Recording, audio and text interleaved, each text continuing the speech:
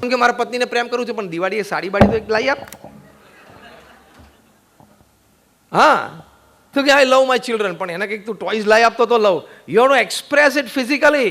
In the same way, spirituality is not just a thought process. You have to express it something physically. મંદિરે જવું, સત્શાસ્ત્રો વાંચવા, રામાયણ મહાભારત કેટલા EPIC ગ્રંથ છે.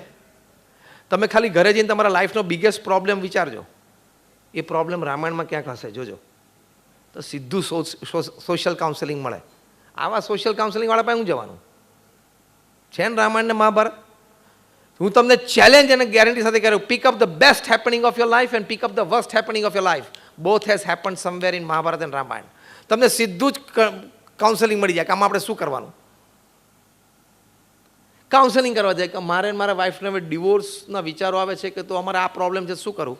તો પેલો તમને સલાહ આપે કે આમ કરો, આના વિચારો સાંભળે, આના વિચારો સાંભળે, પછી બંને ભેગા બેસાડે, ઇન્ડિવિજ્યુઅલ બેસાડે. એ પોતે જ ડિવોર્સ લઈને બેઠો હોય. પેલા કે હું મારે ડ્રિંકિંગ હેબિટ છે ને મારે ડી એડિક્ટ થવું છે ને મારે પછી કાઉન્સેલિંગ કરવા જાય. તમને કાઉન્સેલિંગ બહુ સરસ કરે, સારા સારા આઈડિયાઝ આપે. તમે જ્યાં બહાર જાઓ ને ડ્રોવરમાંથી એ પોતાની બોટલ ખોલે. આવા ઠેકાણા વગરના કાઉન્સેલિંગમાં પાસે શું જવાનું. રામાયણ મહાભારત ઇઝ સ્ટ્રેટ હવે કાઉન્સેલિંગ. તમને ખબર પડી જાય કે આ ફેમિલીમાં વસ્તુ થાય કે ના થાય. અને કેટલું ઇન્સ્પિરેશન. 2006માં અમે જ્યારે અક્ષરધામનું ઓપનિંગ કર્યું અને બીજા વર્ષે એક યંગ કપલ, એમનો 5 વર્ષનો સન, ફોર રીઝન્સ અનનોન, બંનેને ડિવોર્સ નક્કી થયા.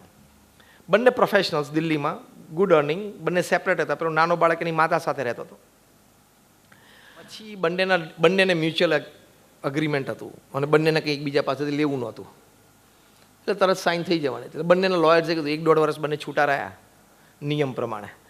લોયર્સના બંનેનો ફોન આવ્યો કે સોમવારે સવારે તમે 11 વાગે કોર્ટમાં આવી જાઓ અને જજની હાજરીમાં સાઇન કરી દો, એટલે યુ વિલ હેવ ડિવોર્સ. પછી પેલા હસબન્ડે વાઈફને ફોન કર્યો કે આ લાસ્ટ વીકેન્ડ છે આપણું ભેગું, તો આપણે ક્યાંક ચાઇલ્ડ સાથે ભેગા જઈ આવીએ 3-4 hours. વાઈફે કીધું ફોન ઉપર કે ક્યાં જવું છે, તો કે ફિલ્મ જોવા જઈએ. તો કે ના, આપણે દિલ્હીમાં આપણે સ્વામિનારાયણ અક્ષરધામ જઈએ. તો ત્યાં આવ્યા, ત્યાં એમણે એક્ઝિબિશન્સ જોયા. ત્યાં અમે રામાયણનો એક સ્પોટ મૂકેલો છે. એમાં દશરથે ભગવાન રામને કીધું કે તમારે હવે વનવાસ છે. બાજુમાં સીતાજી ઉભેલાને કીધું કે હું પણ વનમાં જઈશ. કૈકેયીએ કીધું કે તું પ્રિન્સેસ તરીકે ઉછરેલી છું, તારી માટે વનમાં રહેવું ઇઝ નોટ પોસિબલ. રામ તો પુરુષ છે, યોદ્ધા છે, પણ સ્ત્રી માટે વનમાં રહેવું અને 14 વર્ષ કાઢવા તને બહુ અઘરા પડશે બેટા. ત્યારે સીતાજી કહે છે કે હું ભારતીય નારી છું, મને સત્શાસ્ત્રોએ અર્ધાંગની કહી છે, મારા પતિની હું અર્ધાંગની છું. મારા પતિ ગાદી ઉપર બેસશે ને રાજા, તો હું રાણી, અને મારા પતિ વનવાસી, તો હું પણ વનવાસી. એ સ્પોટ આ કપલે જોયો. બંનેના આંખમાં આંસુ આવી ગયા. અમારા સ્પોટ ગાઈડે કીધું કે કેન આઈ હેલ્પ યુ? તો બંને કીધું ના, leave us alone, we are comfortable. બહાર જઈને એ લોકો બેઠા, બંને સુમસાન. આ તો એ લોકોએ બધું લખીને મોકલ્યું એટલે અમને ખબર પડી. અમારા વિઝિટર્સ બુકમાં એને લખેલું છે. બંને જણા એમ થયું કે we must give our marriage a second chance. એવું કીધું કે આપણે 2 મહિના ભેગા રહેવાનો પ્રયત્ન કરીએ. પેલા પુરુષને પણ અંતરદ્રષ્ટિ થઈ કે હું ભગવાન રામની પરંપરામાં આવું, મારે પણ અમુક પ્રકારના વિચારો ન થઈ શકે, અમુક પ્રકારના વિચારો કરવા જોઈએ. 2 મહિના સાથે રહ્યા. આજે 2026માં સાથે જ છે, 20 વર્ષ પછી. આટલી તાકાત આપણા એપિક્સમાં છે. એટલે કાઉન્સેલિંગ માટે ચેટ જીપીટી નહીં ખોલી નાખવાનું સીધું. આ ચેટ જીપીટીનો બાપ આપણી પાસે છે, પણ આપણને એમાં કોન્ફિડન્સ નથી. કેમ? આપણને નાનપણમાં આપણા મા બાપે ખોળામાં બેસીને આ સંભળાયું અને વંચાયું નથી, અને આપણે પણ આપણા સંતાનોને નથી કરતા. એ આપણી ખોટ. એટલે એમની વિચારનું કે Ramayana and Mahabharata are old fashion and old talks and old stories. It is relevant even today. 1991માં અમે કલ્ચરલ ફેસ્ટિવલ ઓફ ઇન્ડિયા અમેરિકામાં કરેલો. Indian art, craft, design, everything at MCC, Middlesex county કોલેજના ગ્રાઉન્ડમાં, એડિસન, ન્યૂ જર્સીમાં. એમાં એક એક્ઝિબિશન મૂકેલું, beautiful borderless world. એમાં શ્રવણનો સ્પોટ મૂકેલો કે શ્રવણ એના મા બાપને સેવા કરે છે, કાવડમાં બેસાડીને યાત્રાએ લઈ જાય છે. ગ્રુપ ભેગું થાય વિઝિટર્સનું 5-7-10નું, એટલે અમારો સ્પોટ ગાઈડ આખી સ્ટોરી કહે. એમાં એક ગ્રુપમાં ત્યાં મિડલસેક્સ કાઉન્ટી કોલેજ એમસીસીના સેક્રેટરી હતા miss Sylvia. She was 36-38 year old lady. અને એ ગ્રુપમાં હતા, એણે શ્રવણની સ્ટોરી સાંભળીને ધ્રુસકે ને ધ્રુસકે રડવા માંડ્યા. ત્યાંથી દોડ્યા સીધા પાર્કિંગ લોટમાં કાર લઈને સીધા ઓલ્ડ એજ હોમમાં. એના માતા પિતાને કે તમે બેસી જાઓ, તમારી મેડિસિન્સ ને ક્લોથ્સ હું લઈ લઉં છું. From today till your last breath you are staying with me and I am going to be Shravan for you.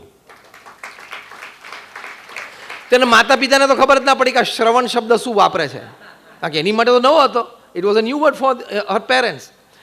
તો એને રસ્તામાં વિચારો એટલે એ લેડી એ એમના પેરેન્ટ્સને લઈને ત્યાં એક્ઝિબિશનમાં આવે ને પેલા સ્પોર્ટ ગાઈડને કે can you explain the story to my parents. એટલે અમારા સ્પોર્ટ ગાઈડે એક્સપ્લેન કરી. એના પેરેન્ટ્સના આંખમાં આંસુ આવી ગયા. 1991 પછી એમના પેરેન્ટ્સ 2008 સુધી જીવ્યા, એની સાથે રહ્યા. એ અમારું BAPS એડિસનમાં મંદિર છે ન્યૂ જર્સીમાં, એનાથી just about a few streets હવે જે એ ફેમિલી રહે. They were regular visitors to our મંદિર. શ્રવણની એક વાત હજારો વર્ષ જૂની, એ અહીંથી આ લેન્ડથી 10,000 માઇલ દૂર અમેરિકાની ધરતી ઉપર ત્યાં જન્મેલા ત્યાં ઉછરેલી એક વ્યક્તિને આટલી પાવરફુલી ઇન્સ્પાયર કરી શકે, તો આપણામાં તો શ્રવણનું લોહી દોડે છે. આપણે કેવી રીતે કહી શકીએ ઇટ ઇઝ ઓલ્ડ ફેશન? સ્ટાઇલથી બોલે ઇટ્સ ઓલ્ડ ફેશન. તું ઓલ્ડ ફેશન છું, તને સમજણ નથી પડતી કે તારી પાસે શું લેગેસી છે, શું કલ્ચર છે, શું ટ્રેડિશન છે.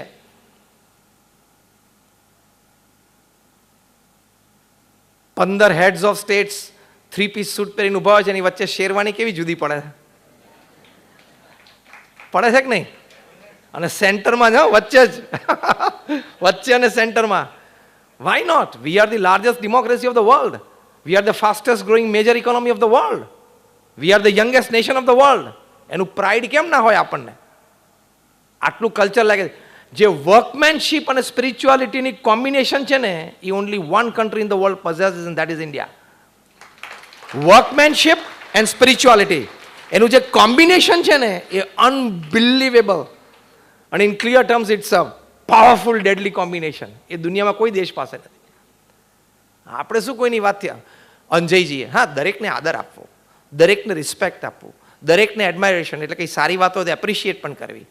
પણ મારી વાત ઓછી છે ને નબળી છે એ નહીં સમજવાનું, એનું અભિમાન પણ નહીં, પણ ગર્વ રાખવાનું.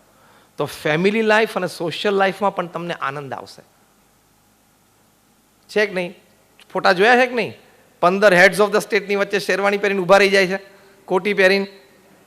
લાગે છે કે નહીં જુદા? 76 વર્ષે.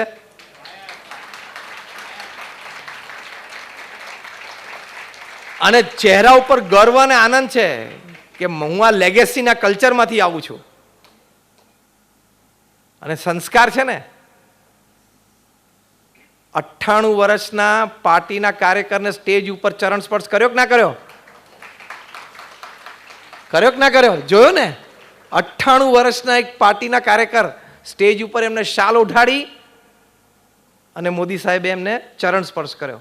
શું સંસ્કાર કહેવાય! અને તમે તમારા મા બાપનો ચરણ સ્પર્શ ના કરી શકો? કેવી લાગે છે આ વાત? કેવી લાગે તમને? તાલીઓ નહીં પાડવાની. તાલીઓ તો મેં દિવસમાં 4 વાર સાંભળીએ છીએ, એમાં અમને કોઈ ફેર નથી પડતો. If you believe, take a pledge. તમે આ વાતમાં માનતા હો તો હાથ ઊંચો કરો, આપણે પ્રતિજ્ઞા લઈએ. હવે હાથ ઊંચો રાખો, હું બોલાવું એમ બોલજો. બરોબર? પ્રોપર રાખજો. આજથી હું પ્રતિજ્ઞા લઉં છું કે રોજ સવારે મારા માતા પિતાનો ચરણ સ્પર્શ કરીને જ અન્ય પ્રવૃત્તિ કે ઘરની બહાર વ્યવહાર માટે જઈશ. બસ આ કરજો. આ તમારું ટેક અવે home practical in your heart, thought and behaviour.